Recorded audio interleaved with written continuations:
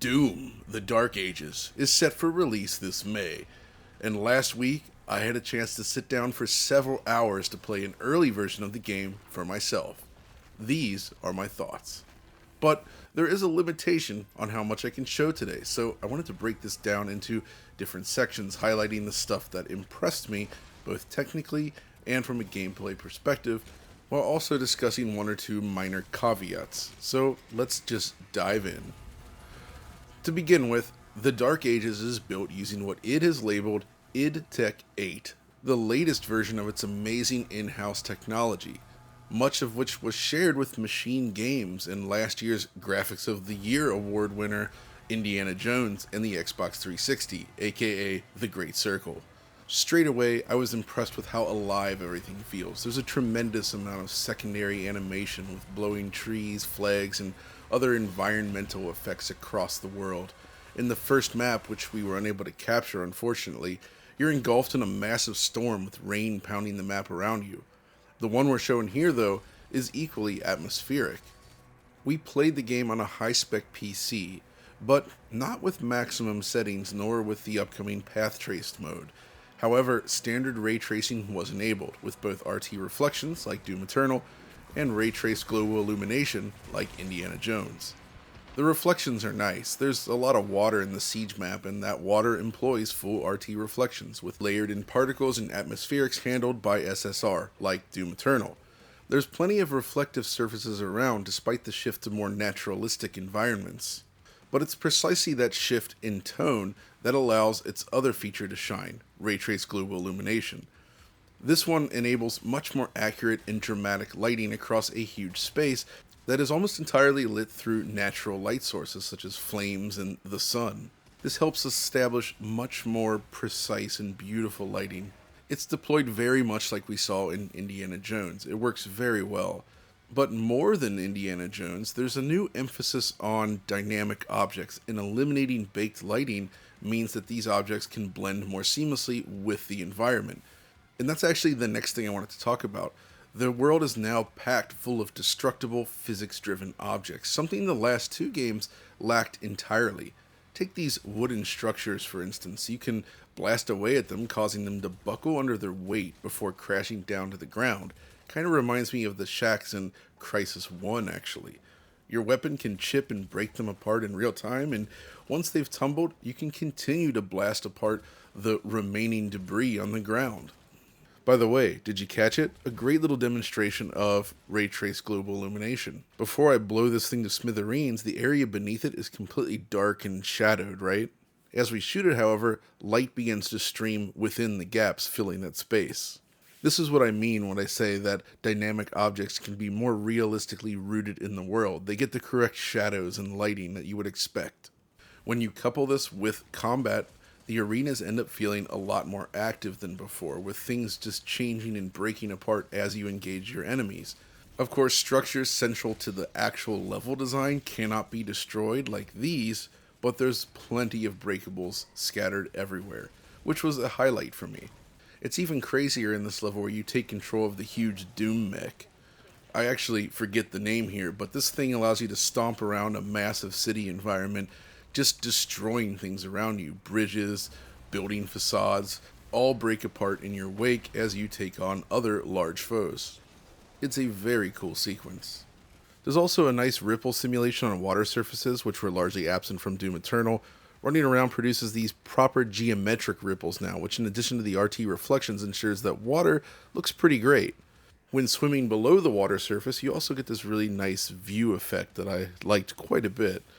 The next thing then is the Virtualized geometry system, which is similar to Unreal's Nanite. However, I can't actually confirm this yet, but the behavior of the visuals suggests that such a system might be in play. For the player, this means that issues with LOD swapping are pretty much eliminated. That is, you won't see big chunks of the scene changing in terms of visual complexity as you move through the world. It's technically happening, but in a way that avoids any sort of visible pop-in. That said, it doesn't appear to apply to things like grass and certain types of foliage, so you will observe some pop-in there, but even then, they're still working on it. Hopefully we can get into more detail on this in the final game. Now, beyond the level geometry itself, the number of enemies on screen has been ramped way up. In fact, This is the first time since the original sprite-based Doom games that we have such huge enemy counts.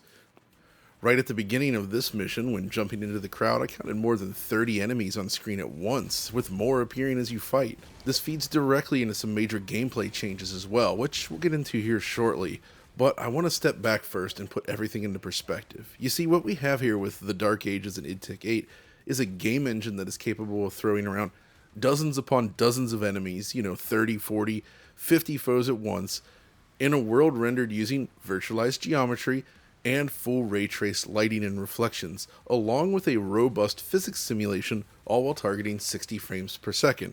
We haven't played it on consoles yet, but 60 FPS is the target as well, and based on its history, I have no doubt they'll reach that target. The point is, id Software has embraced cutting-edge technology in their own way, while delivering everything at a very high level of performance. How high remains to be seen once we get our hands on the final game, but this demo suggests that we're in for a treat.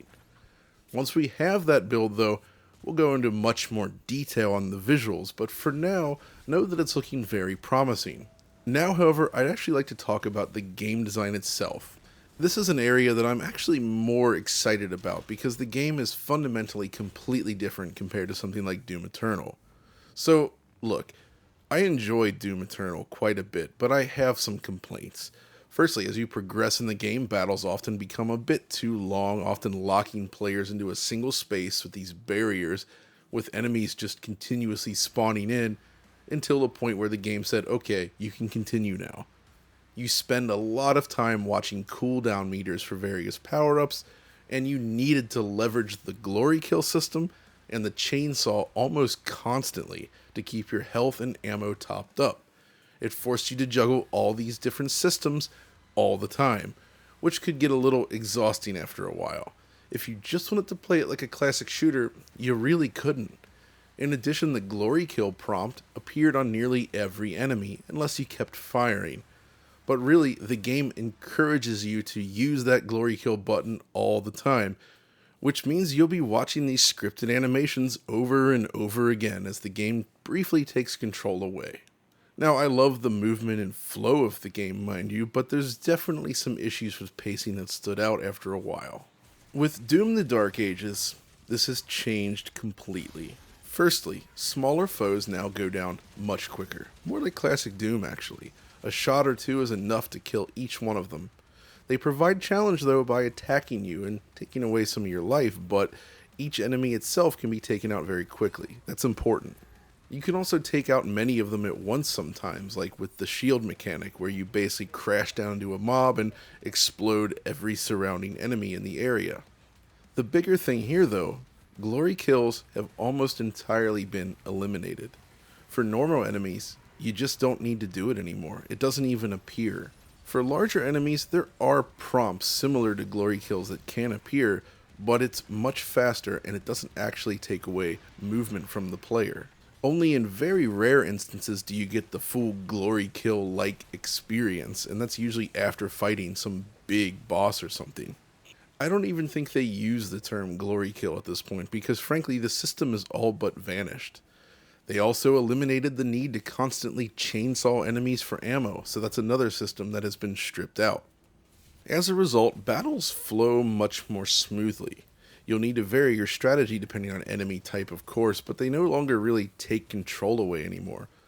It actually manages to feel like a marriage between classic and modern Doom combat, which is something that really impressed me. The cooldowns you do have, like the shield throw or the melee attack, are not required in the same way that the power-ups in Eternal were. You can basically ignore them if you want, though they're actually fun to use. It all just feels a lot more freeform, allowing the player to sort of play as you want. There also seem to be fewer encounters where they lock you in a room and put up a barrier. Moments like that can occur, but it doesn't seem to be the focus any longer. You can even sprint past enemies in major sections of the level, just like the original Doom if you want, though they'll be there when you return and sometimes even seem to chase you across the map. The new shield mechanics are also a lot of fun. The bash move is great and you can throw the shield in combat or to solve puzzles, but there's also a new block and parry system. The whole stand your ground thing that they've talked about really only applies to specific types of enemies, and even then it's very optional, though I had a lot of fun doing it. But there's also enemies that spew out these massive colored particles, which is something that actually reminded me of Returnal. Using the shield, you can actually parry the green particles back at enemies, damaging them in the process. But again, it's not really a scripted animation. It doesn't take away control from you at all. It feels good. Basically, the combat system is far less rigid and much more freeform than Doom Eternal, though it also lacks the aerial aspect that we saw in that game. So if you liked the platforming and moving around above the enemies, there's not that much of this so far in Doom Eternal. Interestingly, from the options menu, you can actually adjust things like game speed, enemy aggression, particle speed, and the like, which really allows you to dial in the gameplay exactly as you'd want. For most of the demo, I played it at 140 or 150% speed and had a blast. Beyond the combat loop itself, there's multiple level types represented in this demo, and this is something I was initially nervous about, but I'm coming around to it. So the opening stage, which I could not capture unfortunately, is more traditional with a layout defined by things like locked keycard doors and exploration. It's classic Doom, or at least classic modern Doom, and it still works really well. But then there's this mech level where you sort of march around a giant city, smashing buildings and taking out huge demons. I don't know how often these will appear in the game, but I did actually quite enjoy it. The mechanics are different than the normal combat, but it actually feels really nice. There's also these dragon missions, which were kind of a surprise. You see, you can fly around freely in a 3D space. You can lock on and take out enemies and targets while flying around, but there's a twist. Targets like, say, these airships here in this demo mission require you to do more than just use your dragon. You might say fly in, destroy all the defense turrets and whatnot, then you can land on the airship. Once on foot, you can take out the enemies within, blow up the airship, then jump back out and land on the dragon. It kind of reminds me of similar vehicle moments in something like Halo, though maybe not as freeform, or even Titanfall 2 to some degree, but with a Doom twist. The largest chunk of the demo I played, however, is this open area map. They were very careful in marketing material to avoid saying open world, and after playing it, I see why, because it's not an open world. It's not just a map with objective markers and such. It's just a really big map with some cool objectives scattered around for the player to find. Now, main mission wise, you basically have 3 targets here you need to take out. If you do that and just that, you can continue. Finding those targets and fighting through the hordes was fun in and of itself, but there's also other things scattered around the map that requires traversal and fighting. Secret dungeon-like areas, bonus encounters, collectibles, and even new weapons that you could find hidden around. Due to the speed of the game, it didn't really drag down the pacing either. Conceptually, it reminded me of Gears 5's open areas, but it doesn't have all that empty space to contend with. Now, there's still a lot of questions I have about how the whole game is going to play out. There is definitely more of a focus on story, though it only seemed to play cutscenes at the beginning or maybe the end of missions primarily. This is not The Last of Us by any stretch of the imagination. It's all very, very action-oriented. But what I did play here is super promising. I could really go on, but we have limited time here for this video, so I wanted to talk about a few little nitpicks I have as well. Firstly, due to the focus on the new shield mechanic, they've opted not to include a centered weapon position. For me, this is something I found very important in Doom 2016 and Eternal, and not having it detracts greatly from the experience. Not enough to spoil the game, mind you, but I'm not a fan of big chunky weapon models filling up the bottom third of my game screen. I'd be happy with some other method of centering the weapon, even if it means you only see a sliver of the shield, or just an option to scale the model size down a little bit like old school Unreal Tournament. There's also no dot crosshair option, which is another thing that I always enjoy using. I don't expect to see any of this stuff implemented by launch, but it would be really cool to see it implemented in the future because it does have a good track record for supporting these games. Another thing that stands out is the soundtrack. So, individual tracks I've heard are actually quite good. Like, take a listen to this.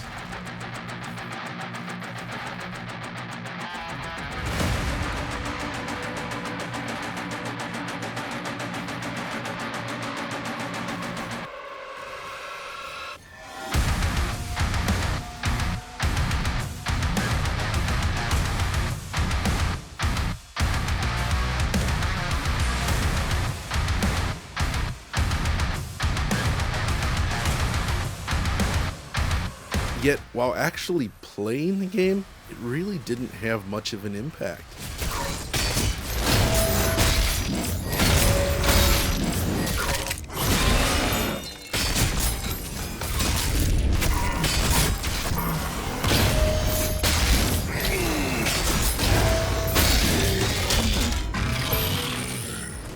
Now, the jury is still out on this, of course, but count me as a little worried.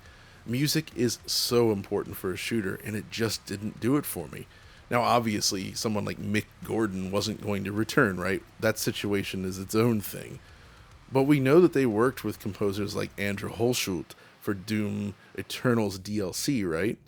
I would love to have seen him involved to some degree. I mean, you just go back to something like, say, Proteus, which Andrew scored. Just listen to this stuff.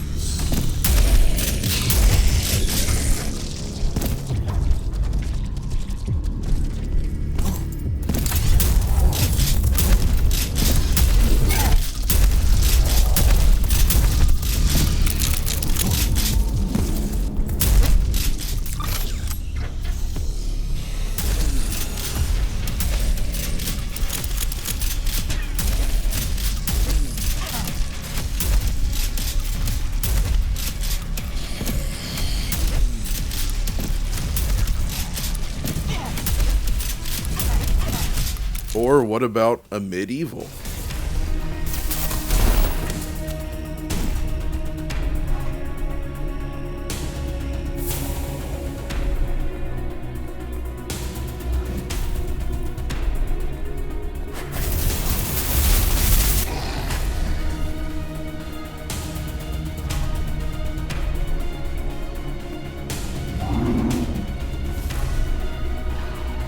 That's what I'm talking about. It really pulls you in. It makes you want to keep playing the game, right? It's awesome.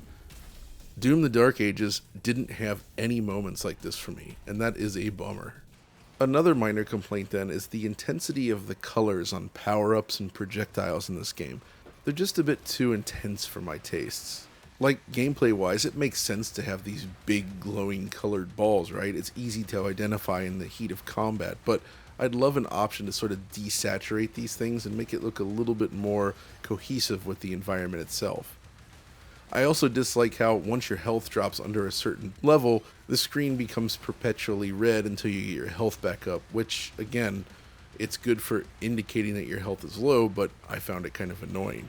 That said, the HUD, this is an awesome touch. They sort of simulated the original Doom guy's sort of gaze as he looks back and forth, complete with the low frame rate animation. It's absolutely awesome. Lastly, I'd love to see an option to disable loading screens, because frankly, the loading times were so fast that it almost feels weird that there's loading screens at all. Heck, the loading screens in the Dark Ages are faster than Doom 2016 on my PC, which was just unbelievable. But okay, we're coming up on the end of this video now. The point here, though, is that I did genuinely really enjoy my time playing Doom the Dark Ages.